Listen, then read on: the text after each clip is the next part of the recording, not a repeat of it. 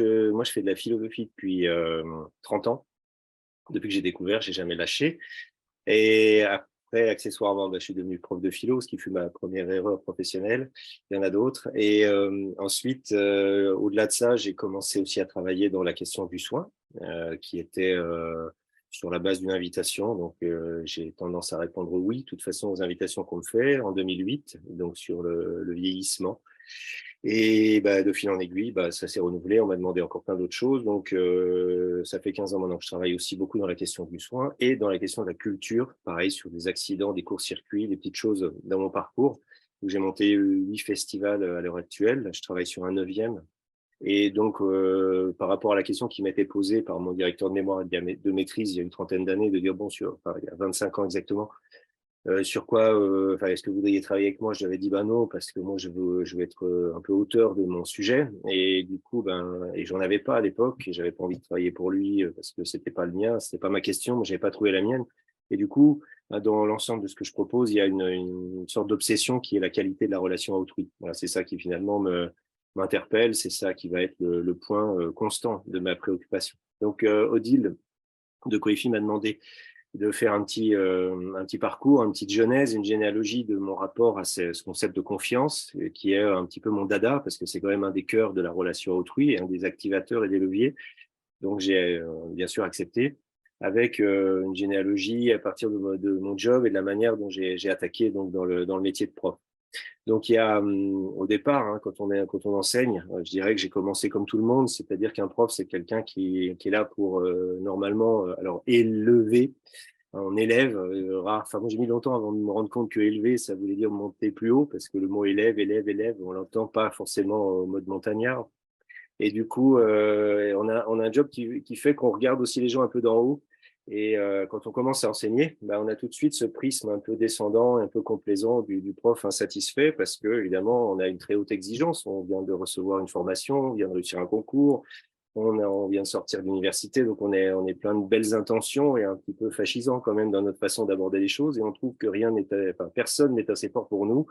Et donc, on a très vite le prisme un peu dégradant. Et j'avoue que j'ai commencé ma carrière un peu comme tout le monde, par mépriser, regarder, me plaindre, etc., de l'écart et de la zone dans laquelle se trouvaient les gens qui étaient en face de moi et qui étaient justement mes interlocuteurs et mes élèves.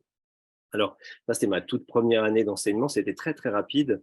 Et je me suis fait recadrer à la machine à café un matin où, et ça, c'est une anecdote un peu fondatrice pour moi, parce que j'étais tranquille en train de me livrer à ce petit jeu. C'est presque un rituel, à la machine à la café. À café, on vient vider son sac et on entend les noms d'oiseaux. Dernièrement, j'ai entendu des choses sur la couleur d'un survêtement. On va être sur une tenue, on va être sur une réponse, on va être sur ceci ou cela. Il n'y a pas une semaine dans mon bahut où j'entends pas n'a pas de cerveau. Voilà, celui-là, il n'a pas de cerveau.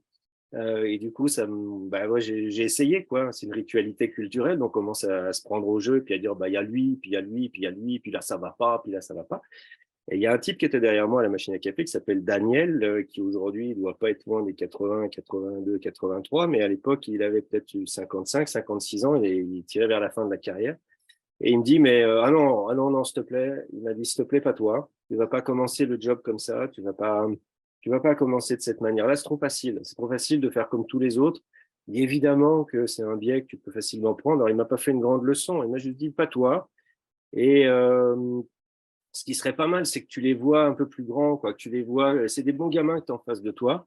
Alors, on était à Clamecy, dans la Nièvre, effectivement, arrivé avec un petit élitisme de base, un peu parisien, un peu Sorbonne, un peu Normal Sup. Et il dit non, non, non, en face de toi, tu as des chouettes gamins. Et regarde-les comme ça, quoi. Regarde-les différemment de ce que tu es en train de faire, parce que sinon, tu vas tomber dans la banalité, dans quelque chose qui leur correspond pas du tout.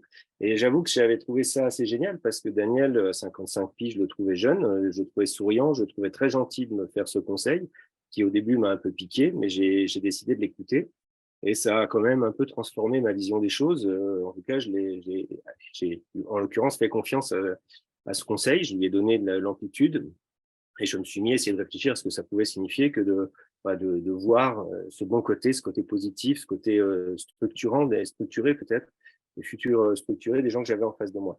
Donc ça, c'est vraiment le fait générateur, pour reprendre un peu la trame du témoignage qui m'était proposé. Et c'est un fait qui est pour lequel je suis reconnaissant. Donc, si on analyse bien, encore une fois, il faut bien sûr la chance d'avoir le bon conseil qui vient, peut-être aussi la chance de l'écouter, ce qui là relève un peu plus de ma décision par rapport à ce qui m'était proposé. C'était assez surprenant.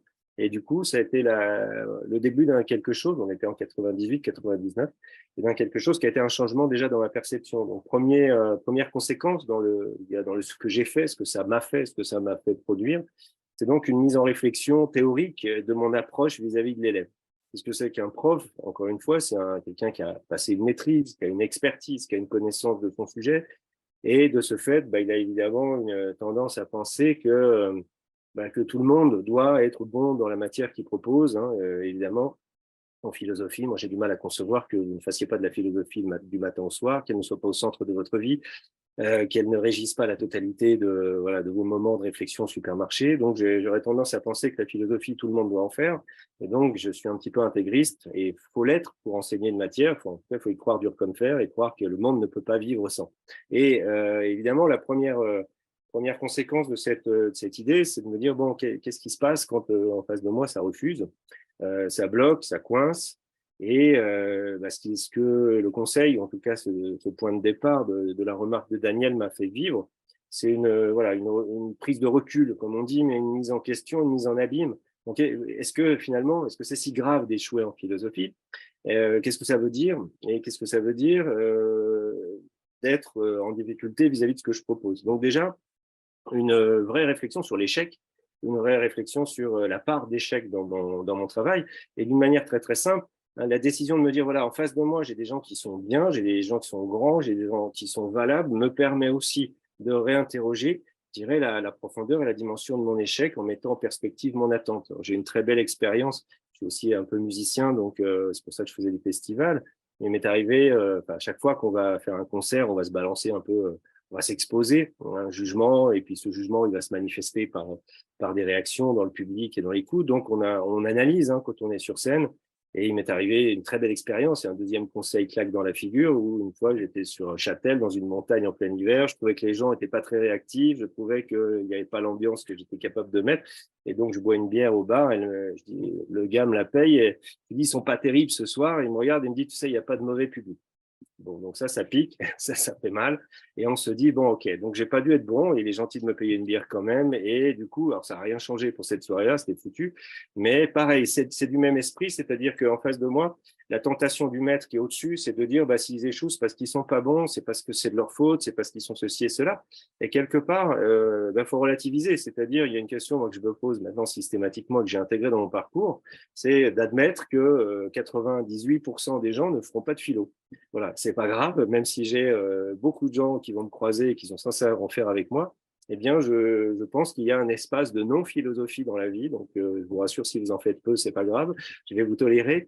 Et du coup, je vais apprendre à pas foutre une pression peut-être démesurée et essayer, évidemment, de tout faire hein, pour que quelque chose comme une étincelle, comme une envie, comme un désir de philosopher se mette en place, mais aussi accepter que ça ne marchera pas. Voilà. Donc déjà, c'est pas du défaitisme, c'est une sorte de réalisme qui va mettre en perspective aussi le côté intégriste. Voilà, moi, par exemple, j'ai fait de l'allemand à très haut niveau et en fait, ça me sert à rien, d'accord. Donc j'ai adoré mon prof, j'ai adoré en faire, et de fait, je ne l'utilise absolument jamais. Donc effectivement, on peut vivre sans parler allemand, on peut vivre sans faire de la philosophie, et néanmoins, l'interaction a lieu. Donc ça, c'est quand même extrêmement important d'arriver avec la conscience de ce que l'on fait subir aux autres à travers la délimitation spécifique de ses attentes. On ne vient pas dans une relation ni d'enseignement, ni professionnelle, ni managériale de façon neutre, on arrive avec des attentes lourdes de certaines attentes, et la conscience qu'on a de ces attentes, elle est extrêmement importante pour bien mesurer la qualité de ce qu'on appelle échec ou réussite. Donc ça me sert aussi, moi, de temps en temps, à former quelques collègues quand ils arrivent, et je leur dis, tu sais, tu sauras si tu es prêt pour ce métier hein, le jour où ton meilleur cours ne passera pas. Voilà. C'est là que tu sais si tu peux enseigner, c'est-à-dire si tu as compris que même l'excellence de la maîtrise que tu as d'un auteur, d'un parcours, d'un quelque chose ne suffira jamais à réussir ce que tu es venu faire. Mais il y a bien sûr un delta, bien sûr qu'il y a des façons de progresser dans cette chose-là, mais moi je chiffrerais à 60% mon échec annuel. Et donc, forcément, ça calme et ça évite de tomber dans une pression. Je crois que je n'ai jamais collé personne en 26 ans. Et j'applique ce principe de me dire, bon, s'ils sont pas bons, c'est d'abord qu'il y en a un qui est à la baguette et qui est peut-être pas suffisamment à la hauteur. Et quand bien même on s'est donné toutes les chances, il y a aussi des jours où ça passe pas. Donc ça, c'est le premier, la mise en perspective de l'attente et le fait d'essayer d'enlever une partie de la pression qu'on peut faire subir aux autres sans s'en rendre compte à travers tout ça. Donc ça marche évidemment aussi dans plein d'autres domaines. Hein, qu'est-ce qui, de moi, finalement, transparaît comme une pression sur l'autre. Après, le deuxième point, deuxième changement qui s'est opéré un petit peu plus au fil des années, c'est que je me suis dit, voilà, cette part où se situe, où serait l'autre, hein, c'est-à-dire que on s'est pas rencontré sur la philo, on a essayé ça. Bon, des fois, on passe des moments sympas, mais il est ailleurs.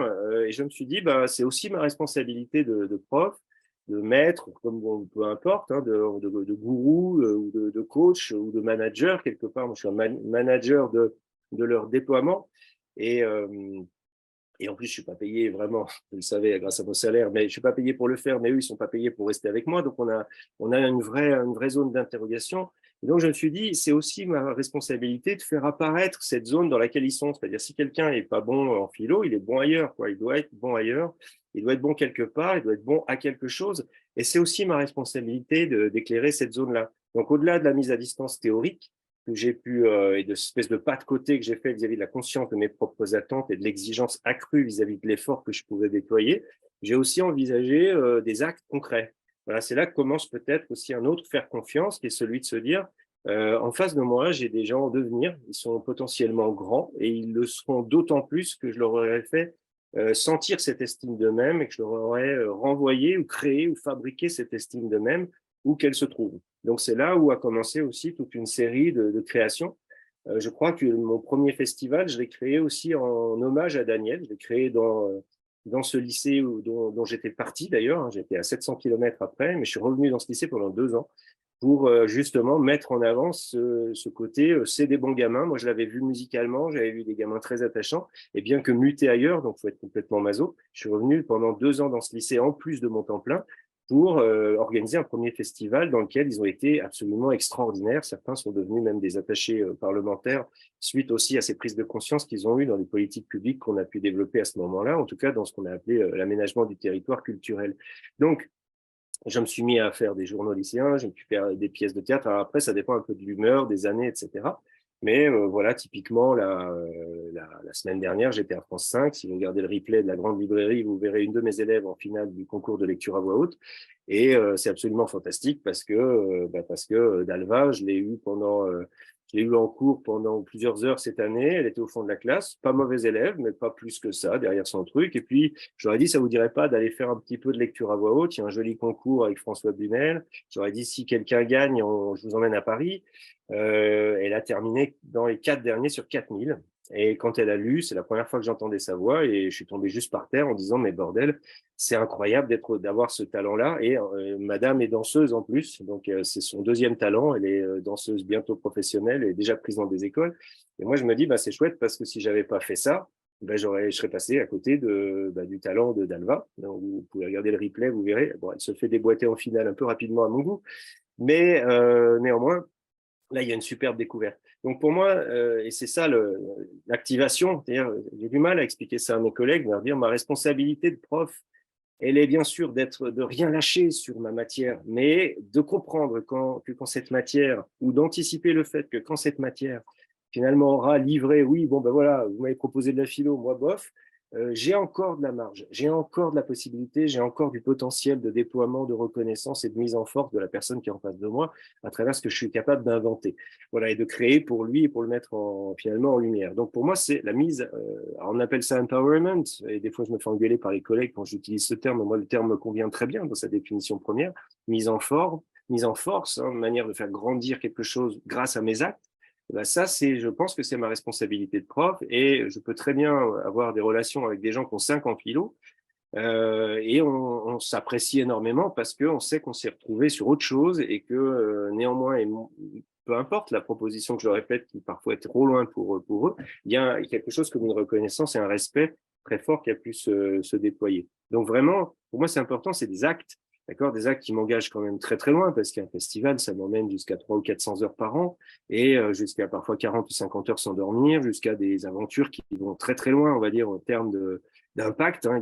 C'est du risque, c'est de la création, c'est de l'entreprise, c'est de l'associatif, c'est du collectif. Donc, de temps en temps, ben, voilà, il y a de belles incertitudes, de belles claques dans la gueule et des magnifiques réussites aussi, avec des gens qui ont entre 17 et 18 ans et qui souvent, hein, me font un retour en me disant, ben voilà, ça c'est un souvenir impérissable.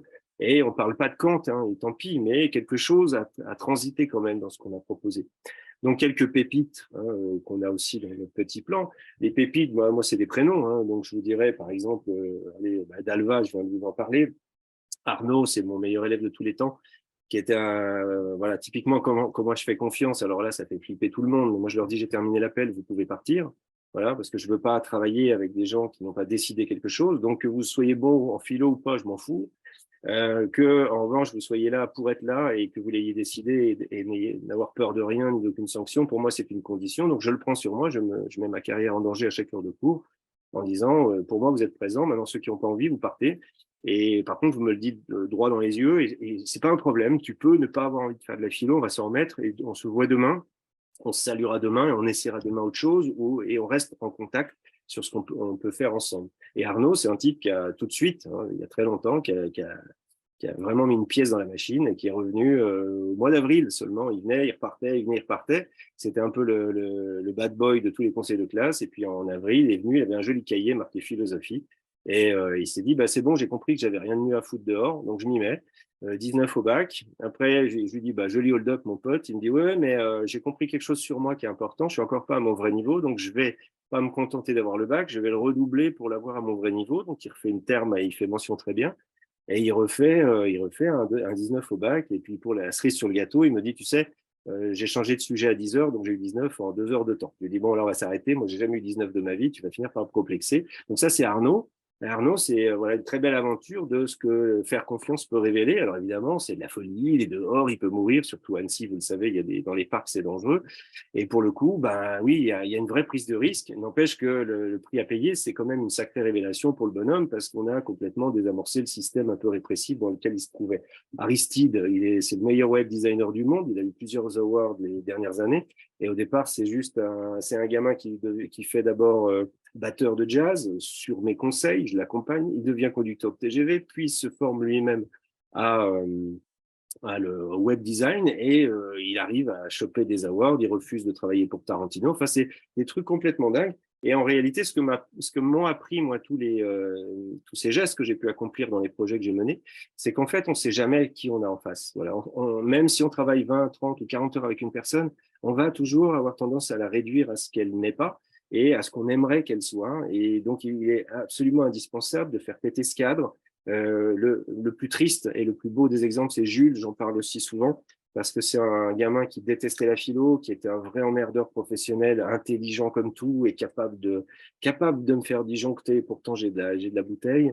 Et quand j'ai dit sur mon festival qui veut venir en bénévole, il lève la main. Donc, comme tout le monde, moi j'aurais eu tendance à dire toi tu m'emmerdes, tu viens pas. Et comme j'ai écrit ce livre, Oser faire confiance, je me suis appliqué mon propre on va dire, leitmotiv. J'ai dit, bah non, on va lui donner sa chance. Et je lui ai donné. Il a été extraordinaire, mais à la minute, c'est-à-dire où il est rentré sur le festival. Il a été fantastique pendant des heures et des heures. Il s'arrêtait plus. Je lui ai dit, mais pourquoi? Il me dit, mais je t'ai dit que j'aimais pas la philo, j'ai pas dit que j'aimais pas la musique. Il dit, donc, formidable. Et le Jules, l'année d'après, je lui dis, tu viens avec nous? Il dit, bah oui, je viens. Il faudrait juste que je réussisse mon partiel de biologie pour être libre à cette date. Je lui dis, bah, tu as une bonne raison de le faire. Il dit, putain, tu as raison. Donc, on a quand même un élève qui réussit partiel de biologie du premier coup à Lyon pour aller faire de la musique avec son prof de philo tout en détestant la philo. Et donc ça, c'est quand même pour moi le parcours qu'un manager, je pense, ne peut pas deviner, moi non plus. Le seul drame dans l'histoire, c'est qu'il s'est tué à Lyon à 20 ans et bêtement en faisant de l'urbex et en faisant du parcours urbain sur les toits, bêtement un matin, où une cheminée a lâché sous ses pieds. Mais moi, ce que je me dis de cette histoire, c'est que je suis très content de ne pas être resté sur le préjugé que j'avais pu avoir avec ce gamin et de me dire, bah, dans l'intervalle de cette vie si courte, on a eu l'occasion de se rencontrer, de se croiser, de vivre des choses. Et moi, je sais qui c'était ce bonhomme et je sais sa force et sa puissance extraordinaire. Et je suis très heureux finalement de l'avoir rencontré. Évidemment, j'ai pleuré tout de suite quand on m'a dit en cours, catastrophe, et j'en revenais pas. Ça correspondait d'ailleurs pas à ce que je m'imaginais de lui, et il a fallu un petit peu que je fasse l'enquête pour comprendre ce qui s'était passé. C'était pas une folie, hein, il y avait vraiment eu un accident littéral. Donc du coup, voilà, ça c'est en rapide, hein, ça c'est les 20 minutes sont déjà écoulées, mais ce que moi j'ai compris et qui ensuite de toute cette pratique a irrigué mon travail, c'est que il y a en tout cas, et ça je démords pas là-dessus et je vais gronder Odile qui a encore titré Oser la confiance et oser faire confiance. C'est que en fait sur la confiance, il y a deux choses importantes. Il y a le mot la confiance. Alors moi, je suis pas du tout dans cette famille-là parce que c'est trop mou, parce que ça dit rien, parce que c'est du sentiment, parce qu'on sait pas le provoquer, parce que c'est statique et parce que la confiance, elle dit quelque chose de moi et pas des autres. C'est-à-dire que moi, je me sens bien, mais ça me dit rien de vous.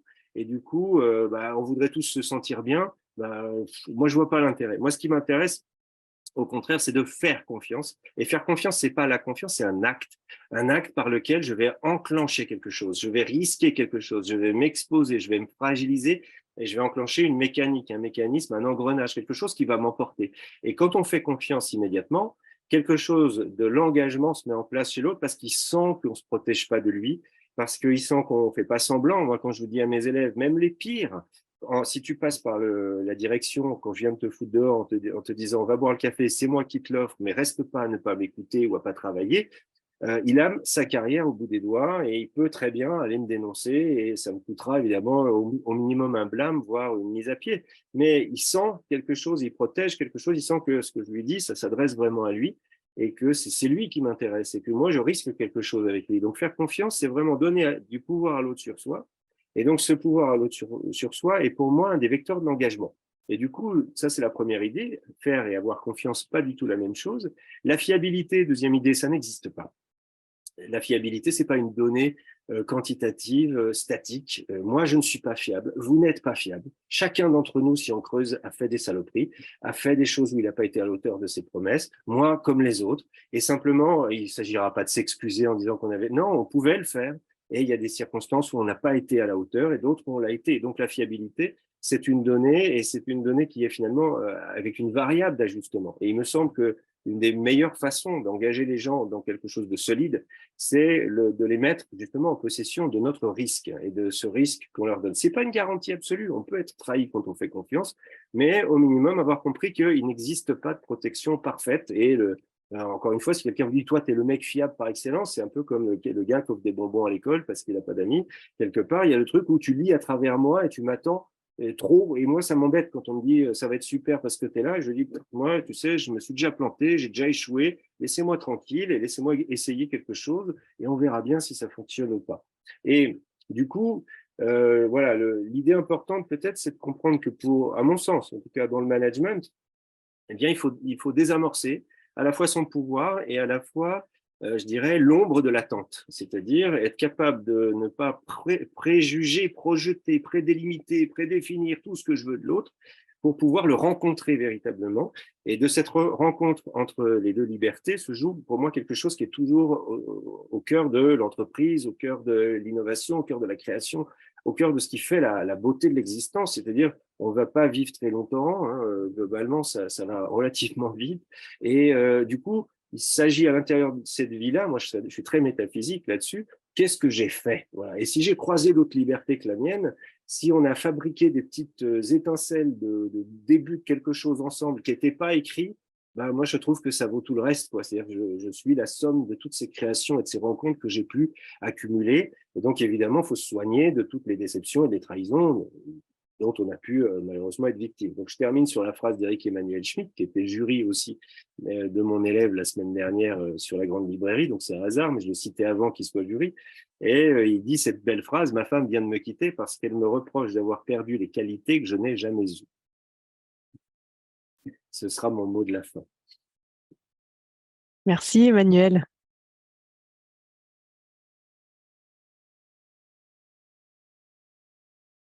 Et vous en sortez bien, ça fait que 24 minutes. Hein. Eh ben, Ça peut durer 1h15 à cette vitesse, si jamais.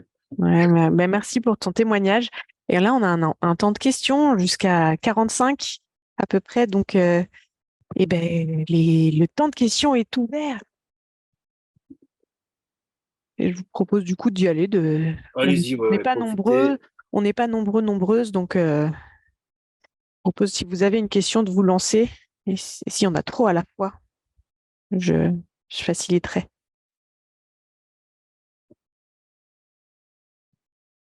Si on n'a pas, je vais goûter. Alors, j'en ai une première. Ouais. Je lance la première. Bravo, c'est tout beau. C'est très inspirant, mais je voudrais l'autre côté. Est-ce qu'il y a eu des échecs, des choses dont… Alors, tu parles de choses que…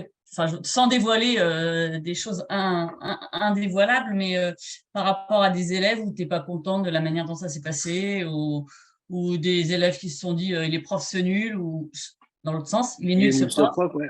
Mais je l'ai dit, dans la conf, j'échoue à 60%. Il y a des gens… moi, mon objectif, c'est vraiment d'être dans une relation où quelque chose de fort a été proposé, aussi bien philosophique que relationnel. Et il y a des gens qui ne prennent pas, voilà. Donc bien sûr. Et je dirais que toute l'année, j'ai en ligne de mire, et je leur dis souvent, toi, tu es dans ma ligne de mire, c'est-à-dire que tu es mon auditeur qui m'écoute pas. Je cherche où tu es, parce que d'abord, ça va me permettre de comprendre ce qui déconne chez moi ou ce que j'ai pas suffisamment bien fait. Donc j'échoue souvent. Après, on va dire que les trahisons, le côté obscur peut-être dont je commence à me rendre compte, c'est que je suis très copié. C'est-à-dire que je suis… et ça, ben oui, quand tu ouvres, quand tu donnes, quand tu fabriques, quand tu proposes, quand tu échanges, et que tu tombes sur des petits profiteurs, oui, ça tombe. Par exemple, mon bouquin, quand Charles Pépin l'a eu entre les mains, il en a fait juste un après qui s'appelait La confiance en soi, dans laquelle il cite. Et je me dis, tiens, voilà, ça c'est un avatar. Et dans l'entreprise, on se dit, merde, faut quand même garder l'avantage, faut pas se faire copier. Et après, donc ça c'est la phase 1, comme tout le monde, je me dis, merde, la vache. Et la phase 2, je me dis, ben, c'est quand même chouette d'être copié par Charles Pépin. Donc, c'est pas le dernier non plus. Donc, et du coup, ça va être sympa aussi pour toi de remettre, comme dit mon éditrice, elle dit, on sait où est la substance. Donc, elle dit, t'inquiète, ça va le faire. Et du coup, de se dire, bon, ben, quelque chose aussi de moi va sortir suite à ça. Donc, quelque part, tout n'est pas positif. Si je te parle des festivals, il nous est arrivé le pire du pire. C'est-à-dire que, mais d'une façon tellement accidentelle et qui n'a rien à voir avec nous. Ça, quand on me parle de construction collective, ben voilà, moi j'ai monté un festoche, ça a duré pendant 5 ans, on avait 2000 personnes qui débarquaient, et on avait monté pas le chiffre d'affaires, mais en tout cas le budget à une cinquantaine, 60 000 euros. J'avais 130 élèves sur le festoche, certains apprenaient à tirer des bières avec le patron des brasseries du Mont-Blanc qui leur donnait des cours de tirage de bière et avec de la mousse. Et moi, je buvais du petit lait, si j'ose dire, et t'as quand même un mec qui a trouvé le moyen de se noyer l'après-midi alors qu'on n'était pas ouvert et qu'on était simplement en montage. Donc moi, je connais la mort d'un enfant distant qui n'a rien à voir avec nous, mais il vient se noyer pendant que nous, on installe et qu'on est exactement comme en ce moment sur le paquet, si tu veux, ils installent l'animation, ça y est, c'est fini, ça va démarrer ce soir, et tu as des gens autour, donc il y en a un qui vient juste mourir dessous et on a repêché au moment des concerts. Donc là, oui, l'accident, l'incertitude, la claque dans la tronche, bien sûr, ça fait partie aussi quand on s'expose et qu'on tente des choses, mais là, on est, par exemple, dans ce moment-là, moi, je dirais que ça, c'est le rapport à la réalité, à la grosse baffe. Moi, je leur dis, vous venez de voir mourir une idée, les jeunes. Il était 3 heures du matin. On était chez moi, on venait de tout ranger parce que moi, j'ai évidemment pas, je pouvais ouvrir le festival. J'ai dit, je vais pas ouvrir un festival sur la mort de quelqu'un. On s'arrête. Et j'ai une élève qui me dit, mais non, c'est pas fini parce qu'on sera là l'an prochain. Donc là, il est là, le faire confiance. Et aussi dans ce que j'appelle des petites marguerites, il y a des points qui viennent te choper. Donc je dirais que j'ai pas plus ou moins alors, encore une fois, c'est dur pour moi de le dire. Je crois que d'après ce que j'entends, ça fonctionne bien. Par exemple, j'ai des visiteurs en cours. J'en ai pratiquement à chaque heure de cours. J'ai entre 1 et 2 élèves qui viennent alors qu'ils ne devraient pas. Ils ne sont pas dans ma classe. Des fois, je dois même les défendre des CPE qui leur disent, vous n'avez rien à faire là. Et je leur dis, à partir du moment où ils décident de venir chez moi, vous foutez la paix et ça va bien se passer. Et allez courir après ceux qui sont partis si ça vous fait plaisir. Donc, on dirait que ça fonctionne, d'accord? Mais globalement, j'ai à peu près les mêmes réussites et les mêmes échecs que tout le monde. Simplement, dans ce que je raconte, il m'arrive quand même des choses qui n'arrivent pas forcément tous les jours. Tu vois, mon livre, j'ai jamais demandé à personne de faire un livre, et je suis juste allé une fois à France Culture laisser une trace comme ça orale de ma façon de bosser. Et là, j'ai une éditrice qui m'appelle en me disant, ben, je veux un livre avec vous parce que vous m'avez frappé avec votre voix, ou des choses comme ça. Et dans ce qui m'arrive autour de moi, eh ben, voilà, j'ai des gens qui viennent me chercher, j'ai des sollicitations constantes. et qui me permettent de vivre un drôle de parcours dans lequel, par exemple, moi, je démarche pas, je fais pas de commercialisation, je fais pas de recherche de clients, parce qu'en fait, je veux pas de clients. Moi, je veux juste avancer sur les idées que je développe, et je me retrouve quand même dans des environnements où on vient me chercher, et ça m'éclate. Hein. Et ça, il y a cette manière de vivre, elle engendre, alors c'est le fameux paradoxe de Carnegie, soyez sincère et ça marchera, mais du coup, si je pense que ça va marcher, je suis plus sincère. C'est un peu le paradoxe, mais quand je fais confiance, il peut y avoir de la trahison au bout, parce que je le sais, l'autre, il est libre, donc je peux pas me protéger de sa liberté, mais c'est pas parce qu'il peut me trahir que je vais pas en passer par ce qu'il a de meilleur. Sa liberté, c'est ce qu'il a de meilleur, sa possibilité, son engagement. Ce que je disais avec Jules, il avait mieux à m'offrir que ce que moi je voyais chez lui, et au minimum, ce que j'ai fait, c'est cette étincelle qui a permis de le révéler. Donc, c'est pas un truc. Je Voilà. me demande, je voudrais m'assurer avec Anne-Sophie, du coup, ça répond à ta question sur les et les échecs et le revers de la médaille. Ouais. Ouais. C'est-à-dire que souvent, moi, pour la petite histoire, si tu veux, quand mon éditrice m'a demandé le bouquin, je lui ai fait un livre sur la trahison pour lui dire, tu sais, je suis pas un naïf. Hein. Quand on parle de confiance, on passe pour un naïf. Moi, je vis avec la certitude, comme tout le monde, à juste titre, que la vie est très courte, qu'elle est belle, et que dedans, il y a une priorité, il y a des choses à faire qui me semblent importantes. Et que dans mon top, c'est ce que j'ai dit au début, la qualité de la relation à l'autre, qui est, pour autant qu'elle est en mon pouvoir à un moment donné, je ne dois pas la louper. C'est ça mon truc. Et à chaque fois, ça va me donner ça peut donner des satisfactions extraordinaires. J'ai croisé un élève l'année dernière qui venait d'Ukraine. Il est venu 7 heures dans mes cours. Il arrivait du front. On était dans un cours sur les représentations du monde. Et il me dit, on m'avait dit qu'il n'y aurait pas de cours en anglais. Bon, il se trouve que voilà, ça sert pour une fois d'avoir fait un peu de langues étrangères. Donc, je lui ai fait le cours français-anglais, machin. Et il y a 3 semaines, j'ai reçu une lettre d'Ukraine avec un drapeau. Le mec, il m'a dit, t'as changé ma vie, quoi. Il m'a dit, ces questions que t'as posées à un moment où moi, je pensais que j'aurais même pas de contact avec l'enseignant, elles étaient centrales, vitales, parce que j'aurais dit, voilà, je lui dis, en gros, qu'est-ce qui fait que toi, tu tiens dans ta représentation du monde avec ce que tu es en train de traverser, et tous les autres écoutaient, parce que les petits Français qui voyaient l'Ukrainien, ils le regardaient comme un dieu vivant. Et il m'a dit, cette manière cette façon de t'adresser à moi et cette question que tu m'as posée, il dit, je veux que tu saches que ma vie, elle est bouleversée pour les 15 prochaines années. Donc, ça s'est passé en quelques secondes. Donc ça, évidemment, Je c'est te propose, merveilleux quand tu le reçois. Emmanuel, je te propose qu'on prenne une autre question pour avoir le temps d'ici 45 à en recueillir plusieurs. Alors, moi, j'en ai peut-être une, c'est Jean-Christophe. Ouais. En fait, quand je suis venu à cette conférence, je voulais savoir concrètement qu'est-ce qui était mis en place dans ta classe. Il y a des choses extrêmement pratico-pratiques. Bah, ce qui est pratico-pratique, c'est que, quand j'arrive, la première seconde, c'est il y a mon 06 au tableau. Parce que c'est pas pronote. Moi, je suis pendant toute l'année et au-delà à leur service. Donc, ça veut dire que immédiatement, je leur file mon 06 avec autorisation immédiate et claire. Vous faites partie de mon univers et pour X années. Et moi, je vous rentre dans mes contacts. Je leur fais une photo tout de suite. Et ça, je leur dis, j'en ai rien à foutre des droits à photo, hein, d'excuses, mais pour le coup, parce que vous êtes quelqu'un pour moi, je veux vite savoir qui vous êtes et vous n'hésiterez pas à me poser plein de questions, etc. Et ensuite, je leur parle, évidemment, je leur donne la règle du jeu, la mienne, qui est une sorte de règle interne, qui est de dire présence, absence, et ben j'en fais mon affaire. Évidemment, je serais très heureux que vous soyez là, mais je veux que vous soyez vraiment là. Donc, je prends sur moi d'assumer j'ai fini l'appel, donc vous pouvez sortir. Je leur propose aussi ces règles claires qui sont je désamorce vraiment tout ce qui est vie scolaire. Hein. Concrètement, je leur dis, vous pouvez manger, boire, tout ce que vous voulez, mais en silence, et quand vous partez, la salle, elle est propre. Vous pouvez vous lever pour aller pisser, revenir, arriver à l'heure que vous voulez, ça marche. Alors tout le monde me dit, mais ça c'est de la démagogie. Non, ça marche. Moi, quelqu'un qui vient, bah, c'est formidable. Dans notre lycée, la règle, c'est si tu as 5 minutes de retard, tu rates 1 heure. Donc, il m'est arrivé une fois, j'ai une élève qui était virée 3 jours parce qu'elle était vraiment en retard et qu'elle voulait vraiment suivre mon cours. Donc, elle s'est fait le portail dans l'autre sens pour venir à mon cours, alors qu'on lui avait dit non, tu ne peux pas parce que c'est la règle. Et elle avait dit pas question que je rate ce cours. Donc, elle est venue dans mon cours, elle s'est fait virer 3 jours pour présentéisme, ce qui était quand même quelque chose d'extraordinaire. Je leur propose aussi d'occuper la salle comme ils veulent, debout, assis. dans la structure qu'ils souhaitent, tout en étant évidemment très attentif, c'est-à-dire silence pendant que je bosse et que je réfléchis et qu'ils sont évidemment en possibilité de lever la main.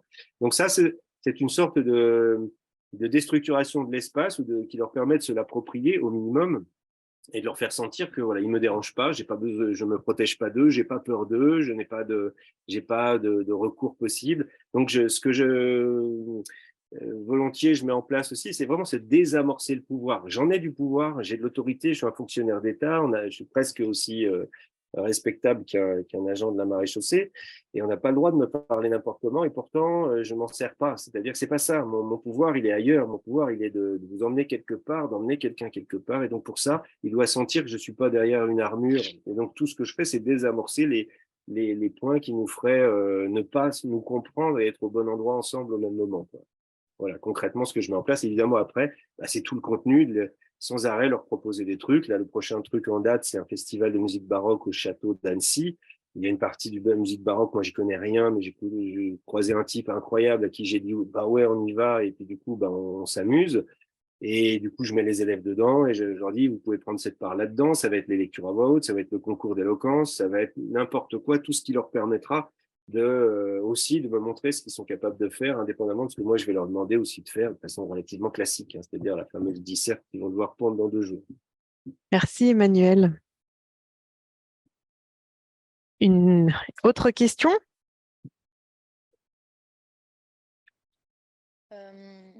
En introduction, tout à l'heure, tu parlais de biais de conformité à la machine à café quand tu étais tout début prof et que du coup, ça déblatérait sur les élèves. Et moi, ça me fait penser, le biais de conformité, je pense que chez les élèves eux-mêmes, il doit être énorme en fait.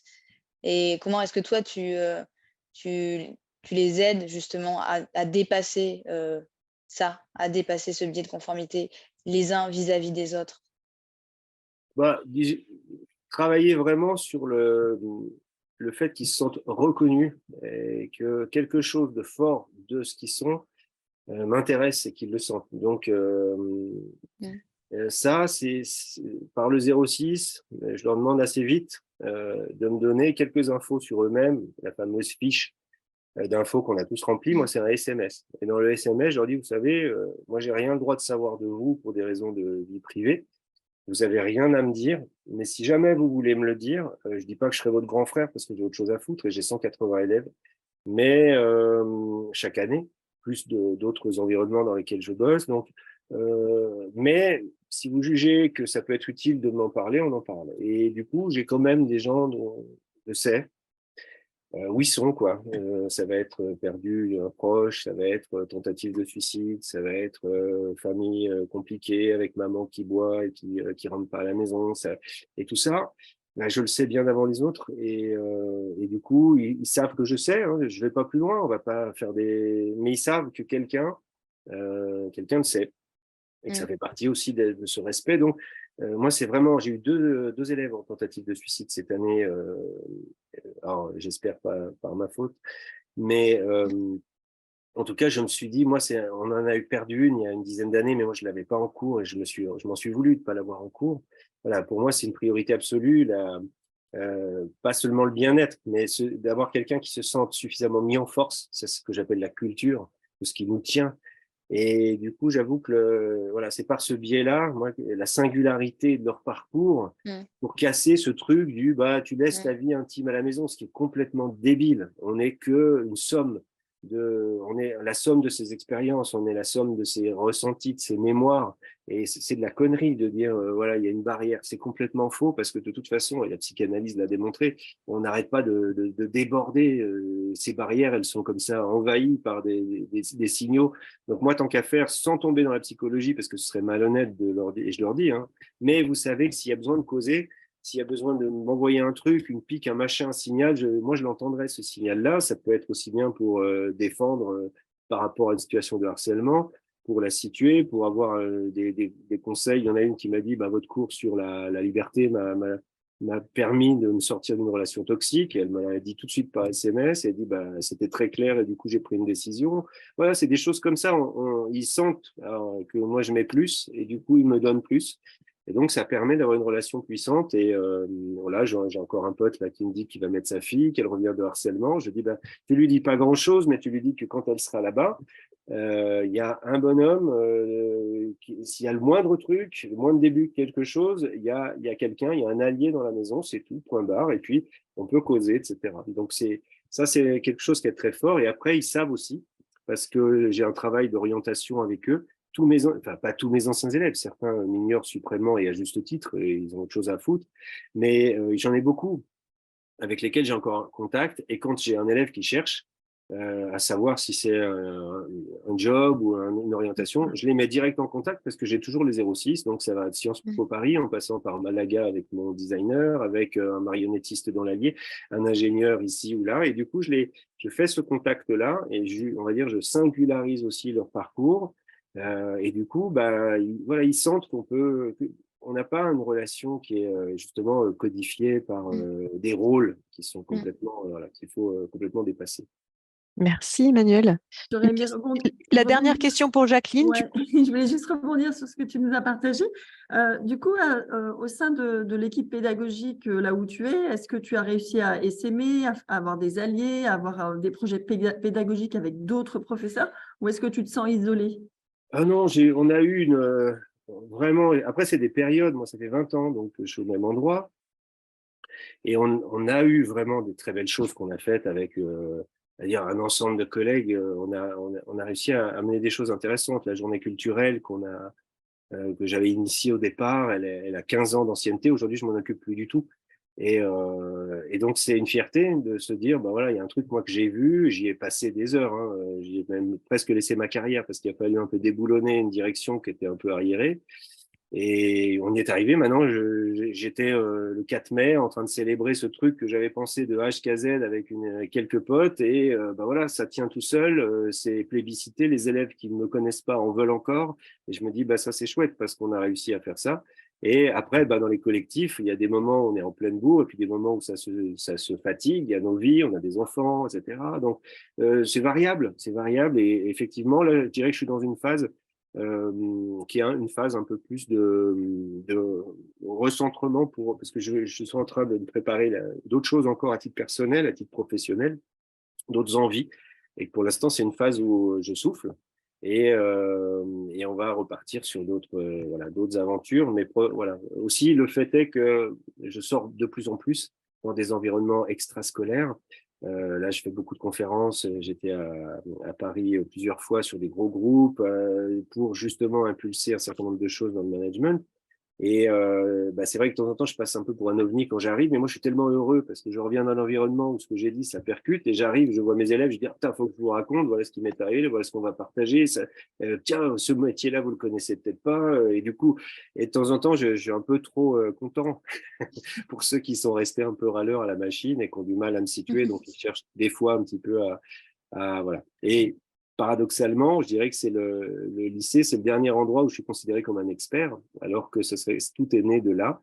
Mais j'ai eu étonnamment, alors je m'en suis pas formalisé, hein, j'accepte la règle du jeu.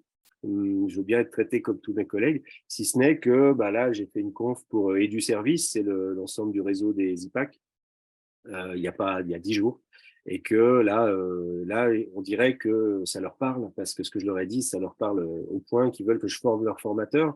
Et là, ça commence à et là, je me dis, ouais, c'est chouette, parce que j'ai l'impression quand même que les professionnels de la formation aussi s'y retrouvent dans ce que je raconte. Et ça, c'est un truc bizarre, mais ça fait 4 conférences que les gens pleurent avec ce que je raconte. Et ça, c'est nouveau. Donc, il faut que j'y réfléchisse un petit peu sur ce que ça veut dire. Eh ben, un grand merci pour ces réponses, Emmanuel, et on arrive au bout du temps des questions.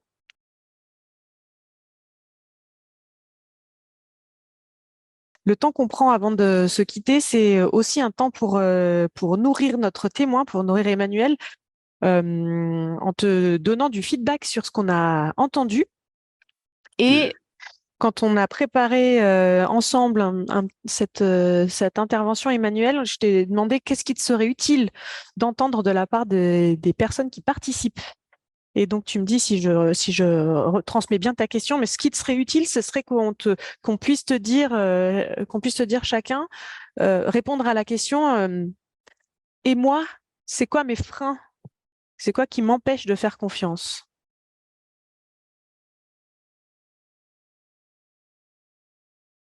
Alors, comme ça me permet de reformuler en même temps que je relis les notes. En fait, on disait qu'on avait naturellement plutôt, enfin, je rejoins Jacqueline quand elle en a parlé, tendance à faire confiance naturellement. Par contre, la difficulté, c'est quand ça marche pas. Parce que quand on veut faire confiance, on a des attentes, par exemple, pour que l'autre s'exprime, pour que l'autre se révèle, ou voilà, qu'on soit surpris un peu, pour que la personne en face puisse avoir sa place de s'exprimer ou de tester des choses, etc. Donc, deux freins, c'est on ne sait pas gérer l'échec. C'est une fois que tu as essayé une fois, deux fois pour arriver à ces attentes-là, comment on fait parce que voilà, ça marche pas. L'autre frein, c'est que dans le milieu pro, on n'a pas forcément la place, le temps ou l'espace pour ces tests et ces échecs et ces choses à tester dans lesquelles on voudrait que, quand on est manager par exemple, on voudrait embarquer l'équipe. Mais non, on attend l'équipe dans un sens et on veut qu'elle délivre. Et donc, c'est peut-être difficile de lui laisser la place de faire son petit brouillon ou son bac à sable, etc. pour s'exprimer là où le manager pourrait faire confiance. Voilà. Et l'autre sujet qu'on a traité à demi-mot, c'est la part de confiance qu'on donne à nos ados et quand ça marche pas.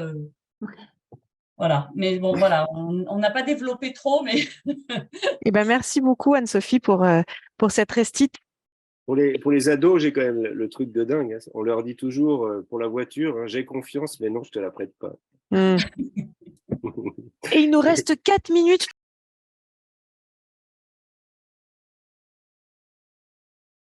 Je savais pas trop à quoi m'attendre et en fait, alors je sais pas si ça m'a plu ou pas, mais du coup, je sais qu'il y a la contrainte du temps. J'ai très vite, en fait, tout est allé très vite et du coup, tu as dit vachement de choses et en fait, j'ai le sentiment d'avoir survolé un peu parce que, en fait, chaque point que tu disais méritait peut-être plus dans mon cerveau, un peu plus de temps. Donc, je comprends qu'on n'avait pas beaucoup de temps. Et c'est le sentiment que j'ai d'avoir eu vachement et d'avoir pas capté beaucoup, en fait. Parce que c'est allé très vite, même du coup, après, dans les échanges de 1 minute, 2 minutes, là, avant et après. Donc, bon, voilà, le format étant ce qu'il est. Mais en tout cas, merci beaucoup parce que j'avais pas d'attente. Donc, Voilà. Si Merci, jamais, Lucie. il y a de quoi prendre le temps. ça marche. Et tu passes la main à quelqu'un tu passes la parole à quelqu'un? Ouais, je passe la parole à Jacqueline. Alors moi, j'ai passé enfin c'était super intéressant. Ça m'a permis de sortir de mon quotidien hyper actif en ce moment et de me poser. Moi, je retiens donner du pouvoir à l'autre sur soi. Alors, il y a plein de choses que j'ai retenues, que j'ai notées, que j'ai envie de revoir et de relire et de m'en inspirer, toujours avec mon ado. Mais voilà, je garde des ouvertures vis-à-vis de lui. Je rejoins Lucie sur la dernière partie, là, les 5 minutes. Moi, j'aurais aimé prendre plus de temps pour en parler avec Anne-Sophie ou enfin, dans le petit groupe pour un temps de séchage, comme on dit, quoi, de ce qu'on a appris et qu'est-ce que ça nous dit. Voilà. Merci beaucoup, Emmanuel. Merci à tous pour vos contributions. Et tu peux passer la parole à Je quelqu'un passe la parole à Jean-Christophe. Ton micro. Micro coupé, Jean-Christophe. Peut-être Mathieu, si tu veux, ou voilà, j'avais Oui, c'est Jean-Christophe qui est. En fait, moi, je ne connaissais pas la conférence d'Emmanuel et j'avais suivi celle de Christian Den Hartig, qui est un professeur de français, je crois, dans un collège, et qui m'avait vraiment beaucoup plu parce que c'était extrêmement concret, c'était pratico-pratique et c'est ça qui m'a un peu manqué dans la conférence. Alors, je ne suis pas bon en philosophie, hein, je vais juste remettre les points sur les i déjà. Voilà, donc c'est peut-être ça. Moi, je suis quelqu'un de très terre à terre. Mais je lis quand même des livres philosophiques depuis, j'ai un peu grandi. Mais voilà, c'était vraiment ce côté, ah ouais, c'est chouette et je pourrais m'en emparer pour le mettre en place dans l'équipe que je manage. Et c'est ça. Merci, Jean-Christophe. Est-ce que tu veux bien passer la parole à quelqu'un? Allez, Anne-Sophie. merci.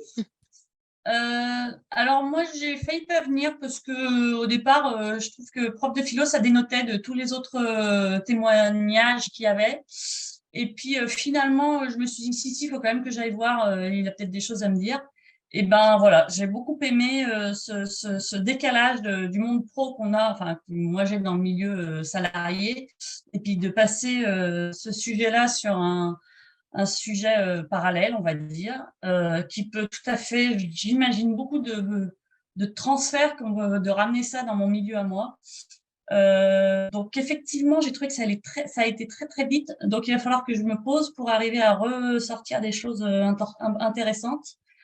J'avais beaucoup aimé mon année de terminale avec grâce à la philo, mais on n'en fait que quelques mois et du coup, je suis un peu triste. Voilà, parce que c'est pas mon quotidien. Merci. Et je passe la parole à Mathieu. Bien, Sophie, quand on passe en dernier, il faut être original, c'est pas si simple.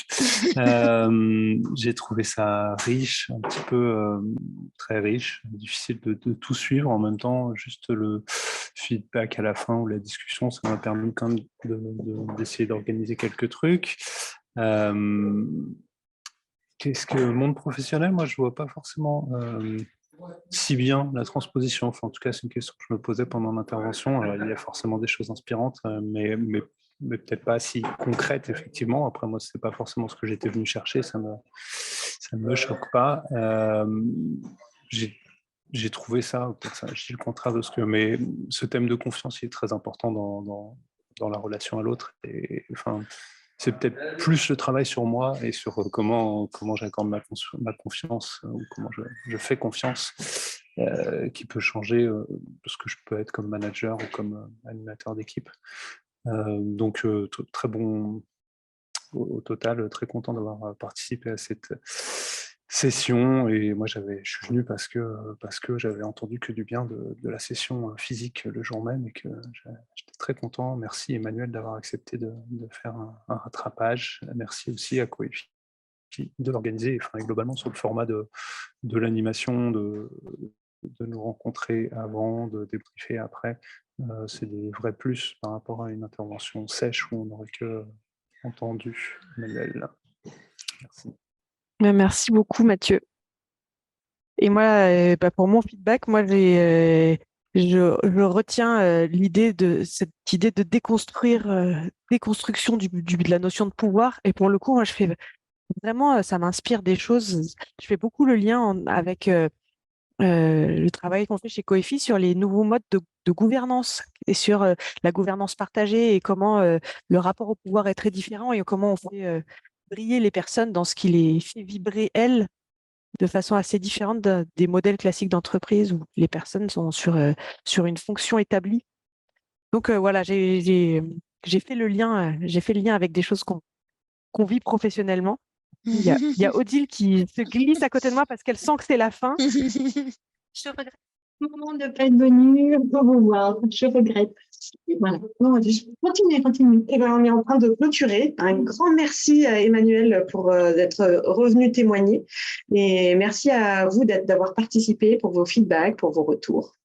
Et à bientôt pour de nouvelles aventures.